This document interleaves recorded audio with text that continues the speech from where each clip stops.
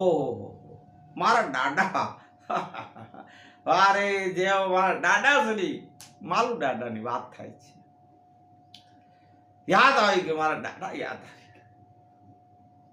મને સત્યનો માર્ગ ન મૂકવાનો, સાચું બોલવાનું, ખોટું ને તો તમારે સાંભળવું નહીં, ખોટા માર્ગે તો ચાલવું જ નહીં.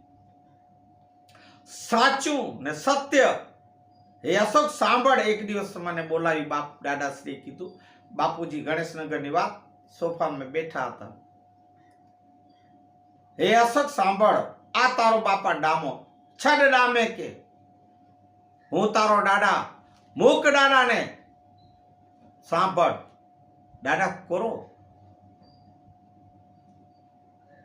આજે ઉપરવાળો જે ભગવાન જેને કે એ જે ઉતરીને આવે તારી સામે, પણ સાચું તો એને પણ મોઢે કહી દેવાનું. સાચી વાત, સાચી હકીકત જે છે, જે હોય તે મોઢે કહેવાનું. દામાને મૂક, મને દાદાને મૂક, આ ભગવાનને મૂક, એને પણ મોઢે કહી દેવાનું. સાચું એ સત્ય નો માર્ગ, સચને બોલવાનું, સાચાને પકડવાનું, સાચ માર્ગે ચાલવાનું. એ મારા દાદાશ્રીનું આ એક સૂત્રો છે, એક શબ્દો છે. એના માર્ગે અમે ચાલીએ છીએ મારા વાલાઓ. ભગવાન ઈશ્વર અમારાથી ખોટું ન કરાવે. મારા વંશોને કહી જાઉં છું, પરંપરાઓને એમ જ એ સત્યના માર્ગે ચાલે, સત્સંગનો માર્ગ અપનાવે. ખોટાને તો વિચારે પણ ને સપના પણ ન વિચારે. કોઈનું ખોટું ન કરવું, ખોટું બોલવું નહીં, વિચારવું નહીં, ખોટા માર્ગે ચાલવું નહીં. એ મારા વંશજોને પણ કહી જાઉં છું. તો એ દાદાના મોનદેવના લગ્ન થયા.